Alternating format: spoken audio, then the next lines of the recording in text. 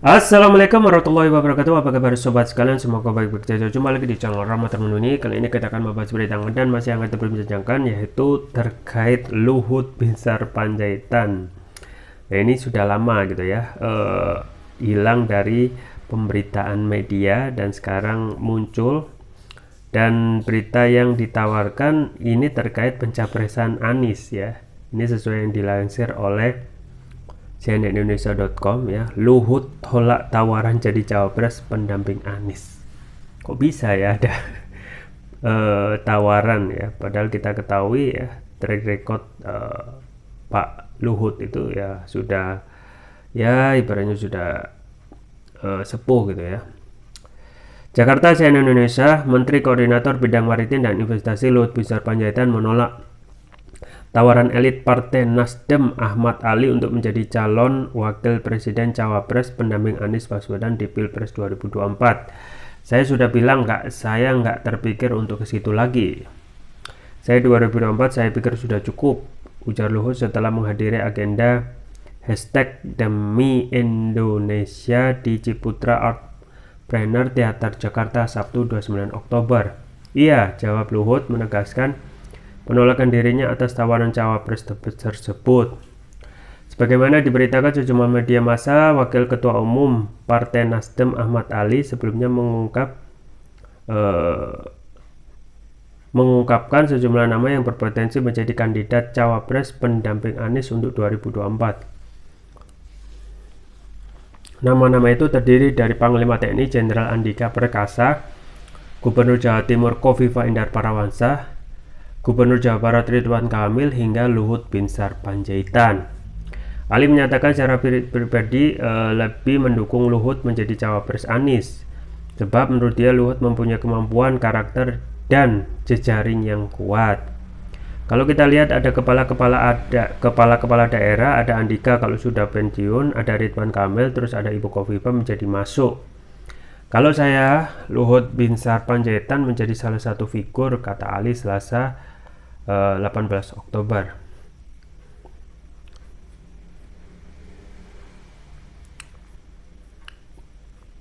Kemudian, adapun penentuan cawapres pendamping Anies masih digodok oleh tim kecil perwakilan Partai Nasdem, Partai Demokrat, dan PKS. Anies sudah melakukan pertemuan dengan Agus Harimurti Yudhoyono yang diusulkan Partai Demokrat untuk menjadi cawapres.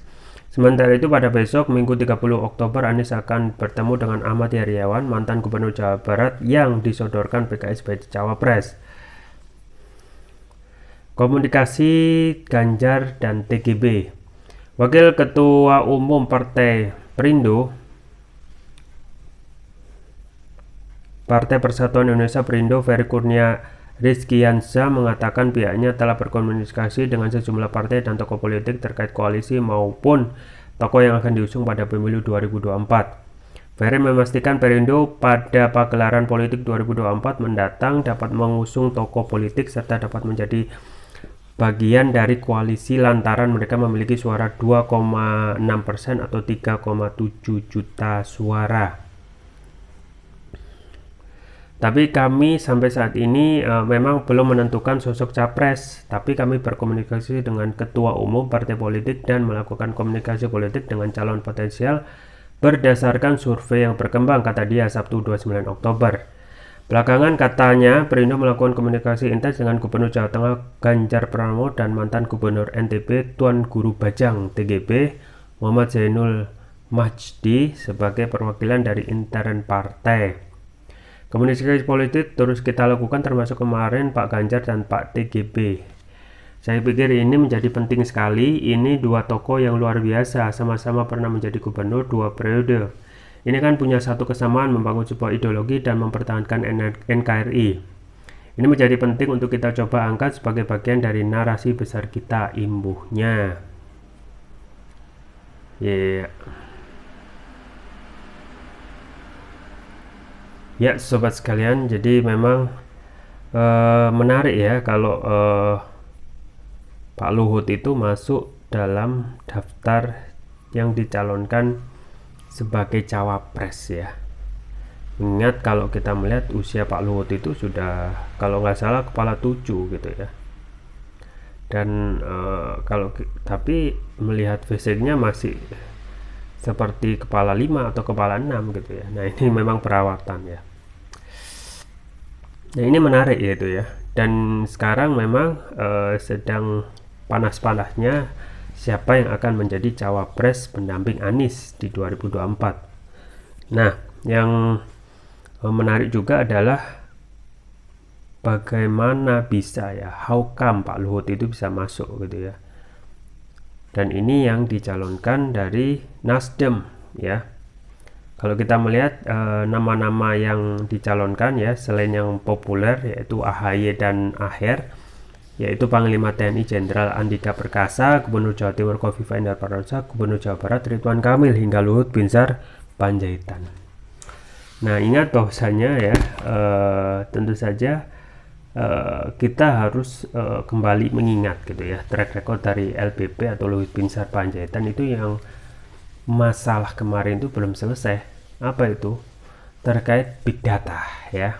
Ingat, ini sekali lagi untuk membuka publik bahwasanya kenapa ya kita sampaikan ini bukan karena secara personal, karena ini adalah jabatan, tapi secara jabatan publik ya, sebagai Menko Marinvest. Nah ini perlu kita kritisi seperti ini atau kita kritisi seperti ini karena mereka adalah pejabat publik yang dibayar oleh pajak dari rakyat ya. Nah untuk kasus-kasus yang termasuk berat juga kemarin itu, tapi tidak ada tindak lanjut, misalnya big data gitu ya. Nah big data ini kalau kita melihat kemarin yang beberapa bulan lalu itu sempat bikin heboh gitu ya tentang big data ya,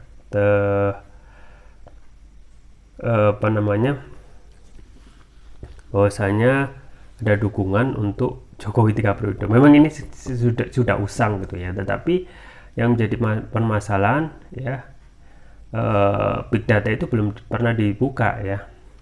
Dan itu sudah disampaikan juga bahwasanya data dari drone emprit itu tidak mungkin lah sampai ratusan juta gitu ya dari medsos ya.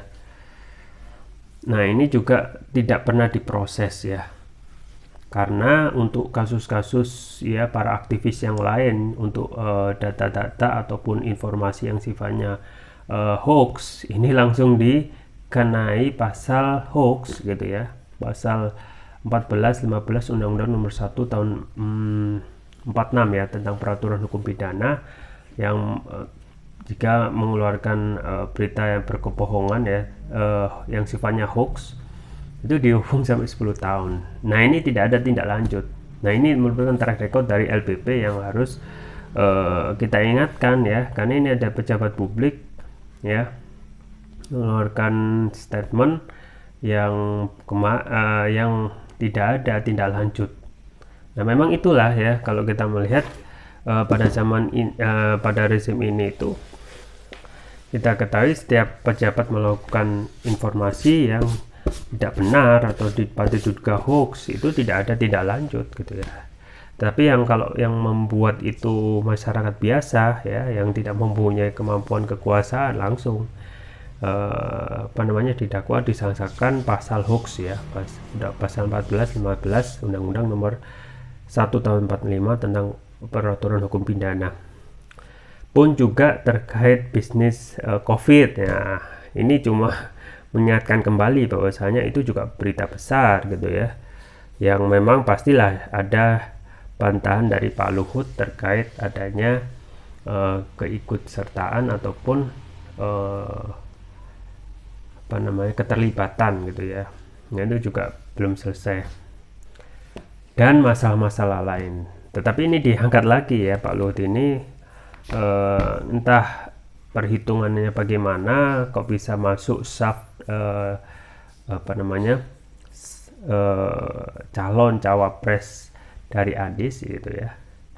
Karena pemilih Anies itu ya, atau cawapres LBP ini kan ya orang-orang istana gitu ya, tidak mungkin disatukan dengan Anies gitu ya. Nah persoalannya ya, ini sudah ditolak gitu ya. Dan ini kalaupun nanti jadi ya, tentu saja nilai perolehan suara itu tidak akan signifikan gitu ya, malah itu akan merusak citra gitu ya, merusak citra Anies yang dalam ini orangnya benar-benar revolusioner ya, ataupun memberikan pencerahan ataupun solusi bagi negeri ini ya. Nah, pun juga kalau kita melihat calon-calon yang disampaikan dari Wakil Ketua Umum Partai Nasdem yaitu Ahmad Ali ya, termasuk calon ya Wakil Presiden yang mempunyai kapasitas yang bagus juga gitu ya dalam hal perolehan suara ya, yang terindikasi juga kalaupun dipilih nanti jadi cawapres bisa juga menjadi dapat merengkuh ya suara yang signifikan. Yang tentu saja kita lihat yang berpotensi besar yang bisa meraih suara besar yaitu tentu saja Gubernur Jawa Timur gitu ya, Khofifah Indar Parawansa, yang kita ketahui masa dibalik ataupun masa mempunyai basis masa yang kuat yaitu NU ya, jumlah NU yang besar itu kalaupun nanti jadi itu akan menjadi perolehan suara yang akan signifikan gitu ya. Karena kalau sekarang ini kan masih dalam proses perbincangan yang alot ya. Di satu sisi ya kita ketahui koalisi koalisi Nasdem, Demokrat dan PKS ya. Misalnya Demokrat itu mengajukan calonnya ya menjadi capres yaitu AHY. Di lain pihak ya PKS juga mengajukan calonnya untuk menjadi cawapres pendamping Anies yaitu Aher. Nah ini masih debatable, artinya masih belum pasti dan kemungkinan ini sampai the last minute gitu ya, the last minute ya. Kita ketahui ya, pemilu tinggal tidak waktu yang lama ya, cuma setahun 3 bulan setengah gitu ya, kalau jadi 14 Februari. Dan kita harus ingatkan juga bahwasanya kembali ya tantangan ke depan buat negeri ini itu sangat berat gitu ya, berbagai PR yang berat yang benar-benar harus diusahakan oleh capres terdepan, capres terpilih nanti, terutama misalnya Anies ya, yang akan mempunyai chance yang sangat kuat ya dari segi bagian hukum. Misalnya hukum kita sudah harus benar-benar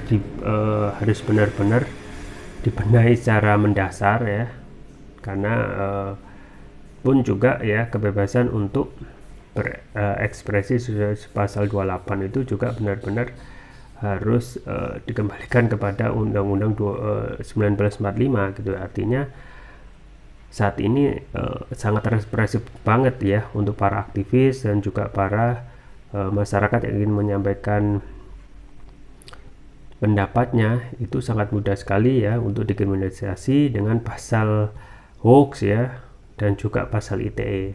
Dua pasal ini yang menjadi ujung tombak untuk mengkriminalisasi ya orang-orang yang tidak sesuai atau setuju dengan kepentingan penguasa gitu ya, langsung didakwa dengan pasal hoax ya, pasal 1415 Undang-Undang Nomor 1 Tahun 1946 tentang peraturan hukum pidana, dan juga pasal tentang ITE gitu ya, pasal 28 ayat 2 yang selalu itu saja yang dipakai gitu ya. Jadi ini menjadi PR untuk masalah hukum.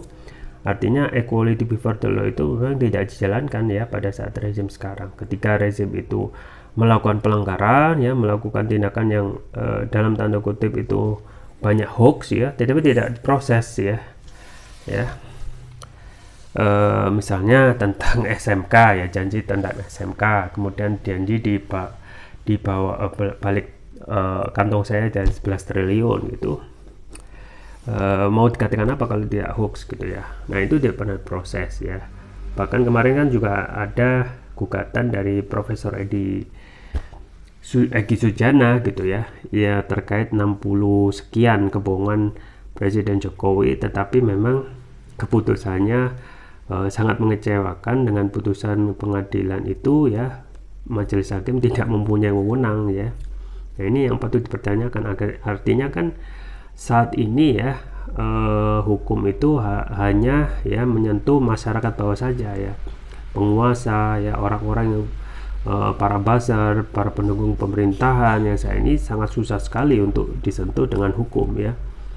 Dan yang paling terbaru ya tentang bagaimana stigmatisasi negatif ataupun penangkapan para ustadz ya, penangkapan para ulama ya, penangkapan para ustadz ya, Ustadz Farid Ahmad Okbah ya, Ahmad Zain An-Najah dan Hanung Al-Hamad ya, dengan tuduhan teroris gitu ya. Coba bayangkan kalau kita melihat aktivitas para ustadz ini ya, tidak ada gitu ya, sampai dikatakan oleh kuasa hukumnya itu ya, bahkan silet pun itu tidak diketemukan ya dalam bukti ya gitu. Tetapi itulah ya, hukum sesuai dengan selera penguasa yang sampai ini juga kita tidak tahu gitu ya. Orang-orang yang menghina Islam itu sangat susah sekali untuk diproses ya, misalnya Abu Janda, Denny Zagrekar ya, kemudian juga yang terakhir itu Heru Budi Santoso yang mempelesetkan kata khilafah ya dengan kata yang tidak pantas ya. Di lain pihak ya, orang-orang yang saat ini misalnya yang anti kepada penguasa, misalnya yang melakukan gugatan tentang ijazah palsu gitu ya, cepat sekali ya, dengan tuduhan yang tidak masuk akal, misalnya tentang melakukan penodaan agama ya, tentang video tentang muabalah dengan Gus Nur, yang itu memang jauh dari kata keadilan. Nah itulah ya, apakah ya memang sulit gitu ya dengan sistem sekarang yang kapitalis sekuler, hanya berganti orang ya, ibarat mobil itu ya, rusak itu mesinnya, mau diganti supirnya siapa saja ya, diganti oleh siapa, kalau mesinnya udah atau mobilnya itu sudah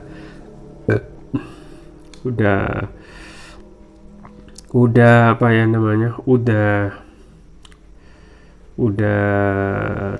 turun mesin ataupun butut gitu ya, maka tidak akan jalan mobil itu ya, maka tidak akan sampai ke tempat tujuan. Nah itu permasalahan kita, yaitu sistem yang harus kita pahami bersama ya. Jadi bukan sebenarnya orang, karena kalau sudah sistemnya baik ya, siapapun orangnya ya, kalau mobilnya sudah bagus ya, pakai mesin V6, V6 misalnya, mesin yang mesin mobil yang memiliki kecepatan tinggi, kita misalnya 100